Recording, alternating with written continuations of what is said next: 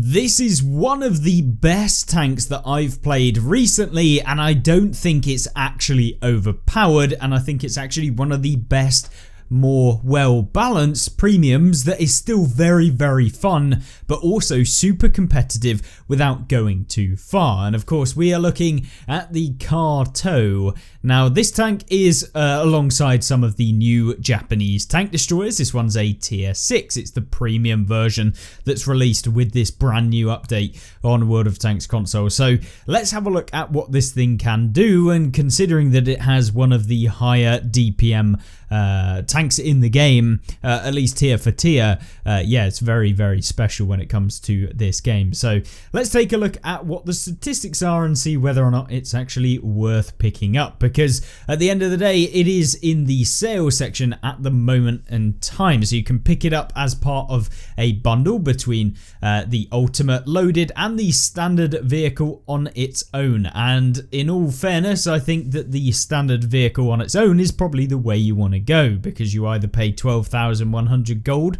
for the ultimate, which comes with a load of boosters, equipment, and some premium time along with the skin. You can either then get the loaded bundle, which comes with just the tank on its own, with a vehicle skin and some XP boosters and premium time.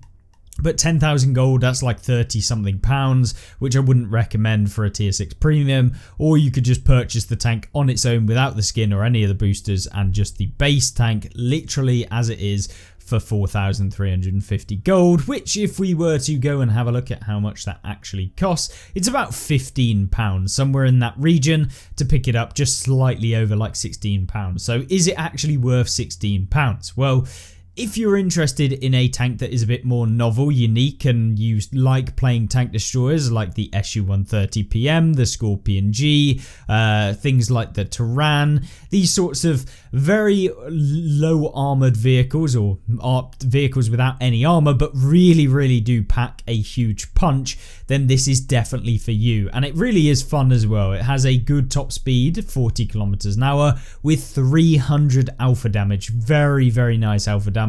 Penetration wise, very good for a tier 6. 188 with the standard, 226 with the premium, meaning when you do get into tier 8 games, you feel like you can do something. And with 300 alpha, you can deal with a lot of the other tier 8 tanks in the game. That you will basically be trading 1-for-1 with medium tanks at tier 8. So that is very, very good. Heavy tanks are going to have anywhere between 390 to 440, but obviously they get increased reload, so they're going to be taking a long time to actually fire back at you.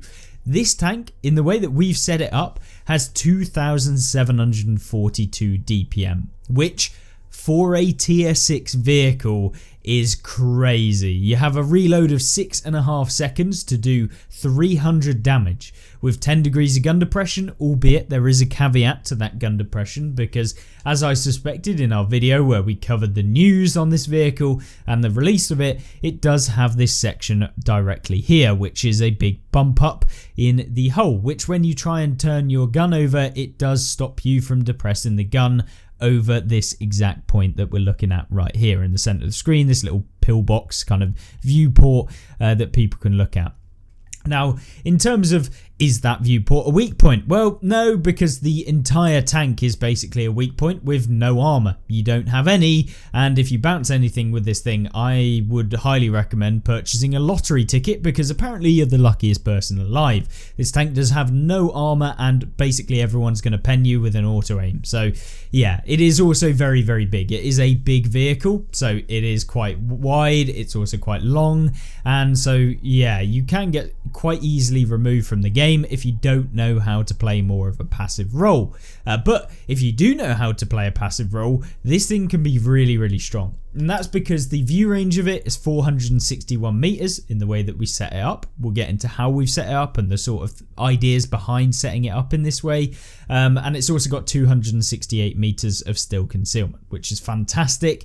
Essentially, you can be very, very well, or you can hide very, very well in this game with this tank, even though it is quite a big one. So you basically want to play it almost like a very, very good support vehicle that can just pump out damage and catch people off guard, making sure that you catch people on crosses, that sort of stuff. With the low reload, You can quite easily get multiple shots into one target when they're making a long cross. For example, if they're going across a bridge, or maybe they're going in between two areas, you can catch them out. And obviously, if you can go for the tracking shots with this thing, because of the high alpha damage, you can actually track people quite easily, especially at the same tier as you, because of the module damage that you'll be dealing with this gun. So yeah, it's really, really nice. It feels very, very nice to actually use, and it's been one of the more enjoyable tanks that I've played, even if it took us a few games to actually get the game that we did have in this game, which you're going to see in just a second. And I highly recommend having a look at it, because it was yeah, a very, very good one where we came out with the win. Of course, we still have very good games, but we're primarily on teams where we just steamrolled the opponents and didn't really get an opportunity to test out the tank as it is. So we're going to see both the strengths, weaknesses, and the things you need to do in a game if you want to survive and have brilliant games, like you'll see with this tank. And it's quite applicable to all sorts of vehicles.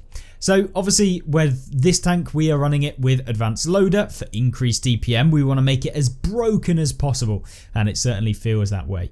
We've also running it with advanced optics for increased view range. We want to be able to spot people, as well as advanced concealment to hide. You don't get the option for vertical stabilizers in this thing, and pretty much all of the rest of it, including ventilation, not actually applicable because it doesn't exist on this tank. It is an open top vehicle.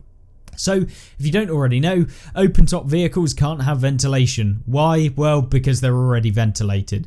So having ventilation not going to do anything. I mean, it's open top. You're exposed to the air. I mean, that pretty much makes sense. But it does mean that we don't get that slight increase to DPM from vents if we were to have that option available to us. So pretty much the only loadout I'd really recommend in this tank is advanced loader, advanced optics, advanced concealment. I think it works the best. And maybe you could swap out the advanced concealment to put in something like the speed, but this tank isn't that slow, and I feel like if you're playing it in the right way and moving when you need to move, you don't need the extra speed, and you certainly don't need the extra chassis and whole rotation speed, because it's not going to be a brawling tank where you need that. So that's kind of how I would recommend. I don't really even recommend an alternative like loadout, to be honest. I think that this is a very, very solid loadout that you don't really need to change, in my opinion. So yeah, very, very nice way to go with this tank. It's going to boost our view range, our still concealment, and our DPM, which are some of the key things about playing a tank at this sort of tier and being able to be very, very dominant at playing it. So of course we're running it with camo. Make sure to put camo on. It's been a while since I mentioned, but camo does provide a bonus to your concealment, so make sure that whenever you're playing a tank for any extended period of time, or if you're at a tier 10 and you know that you love this tier 10 or whatever it might be, that you do potentially purchase permanent camo if you want to play it in the long term. You think you're going to play hundreds of games and you got a bit of gold lying around. Should you purchase it with gold all of the time? No, I often purchase a lot of my camo with silver, but that's just because if I was to purchase every single vehicle with camo, I would be very, very poor, both in the game and also in real life. So with that being said, we ran it with silver 7 days just to test out the tank, and I will also be purchasing this vehicle, so we might as well do it right now. This is how confident I am in that this tank is actually good. We will purchase it for 4,350. Screw paying 10,000 gold for this tank, not worth it at all in my opinion. But yeah, 4,350 definitely worth it. We will be keeping this one. It will be a fun one to try out in the later times. And apparently all of my ammunition has just changed. Brilliant, thank you Ball Gaming. Either way, we'll put that back in there. And yes, the tank. Accuracy wise, what are the stats like? Well, 0.28 accuracy, very good, not bad. Aiming time 1.8 seconds, very quick. You have 10 degrees of gun depression, which is very, very nice. It actually is really nice. However, of course you do get that limited gun depression over that little droid, but it's absolutely fine because the yaw limit is 45 degrees either side, so it's very, very good. You don't usually get that with a non-turreted / limited turret vehicle, so it's really nice to have that. Very, very good indeed. And of course, yeah, the penetration very good as well. You get a 40% silver bonus, so it's actually quite high for a tier 6 vehicle, so you're not going to be losing very many credits in this thing. and the standard rounds are good anyway. And just in general, this tank feels really nice to play. I actually think that Wargaming have done a brilliant job with this, and we'll be looking forward to trying out all of the new Japanese TDs. If you've tried out all of the new Japanese TDs, let me know, because I'm actually interested to see whether you guys like them, whether you think that this tank is too good, or whether you think it's bad, or maybe you've seen it in the game and you're like, what the hell is this tank? Well, hopefully you now know. So let's jump into the game and see what it can do, and whether or not spending 4,350 gold was actually worth it for me. So Live Oaks is the game that we played, and this is a really good experience on Live Oaks. Of course, one of the newer map, or I say newer, let's be real, it's a map that Wargaming have redone and put back into the game after years. So I don't think we congratulate them too much on giving us back a map that we already had, but either way, I'm glad it's back in the game, and I guess Wargaming, thank you for at least putting it back into the game and not just staying with the same old maps that we've had for ages. But we'd like to see way more maps, please, Wargaming. If you're watching this on the rare occasion that you are, please, more maps are needed. More diversity, and even some brand new maps, even if it means we don't get some of the old ones as quickly as we do. With the Carteau, where are we going to go in this sort of game? Well, if you haven't already looked at the minimap, pretty much the entire team have gone the other way. So coming over here, I am not going to push any further than this. And in fact, I'm kind of tempted to move even further back than we currently are. However, what I'm intending to do here is be able to actually get at least a couple shots off before we make our way slowly backwards and get into a better spot. Now we go up to here. It's risky to do this, so you really want to be very careful. If you get spotted, if your sixth sense goes off, you pull back regardless of if you're about to fire, because you can take a ton of damage. This is a position that is very risky. So if I get spotted, I am pulling back regardless. You don't want to spend that extra half a second trying to actually get a shot off. It's not worth it. Don't do it. Pull all the way back. And so that's exactly what you see me here. Could have waited that half a second to a second later to get one on the Tiger, but it's not worth it. I don't want to take a big old TD hit, or maybe even a heavy. We don't have the hit points for that. And you can see we've got 780 hit points. It is on the low side. So what we do here is wait to go undetected. We pull up, we get our shot off, and instantly pull back down. Do not be staying in the same spot continuously. It is not going to work. But what we do find ourselves with is a T-34-85 who's out in the open. Easy. Essentially, we're just going for another one, which we do manage to hit. Brilliant.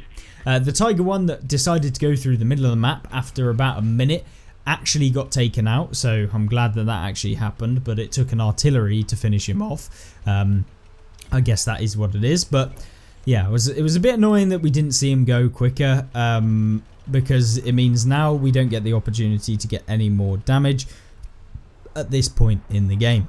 But there is still a little bit of damage that we can get, and this T-34-85 is about to gift us even more. So we put one into him. You'll notice that actually the shell travel speed in this tank is actually pretty slow. So it is not particularly the greatest, so you do have to lead a lot more than you'll see with some of the other tanks in the game. So be aware of that if you do see this in the game.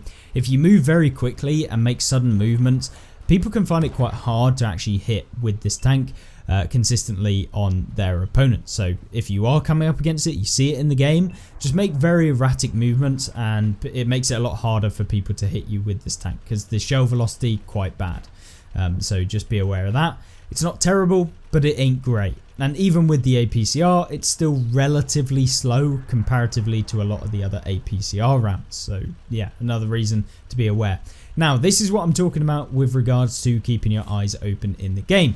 Now, I could stop and I could have got a shot on the KV-3, but what will that do? Well, that will put me in a severe situation where the enemy team might come over the railway tracks and we are gone. We cannot get spotted in this tank, especially at this sort of location. We're going to be dead if we get spotted right now. So we make our way as soon as possible away from that position and hide. And this is really the game, I guess. I don't want to say game winning because we're probably going to win this game either way. But in terms of my game, it's the game winning play that I made to actually get a good game. So why did we pull back to here? Well, it gives us a lot more cover. All of their team that are pretty much left alive are over directly in front of me. So let's not do that. Now we try and go for a shot on the Tiger. Yeah, I know I have terrible aim.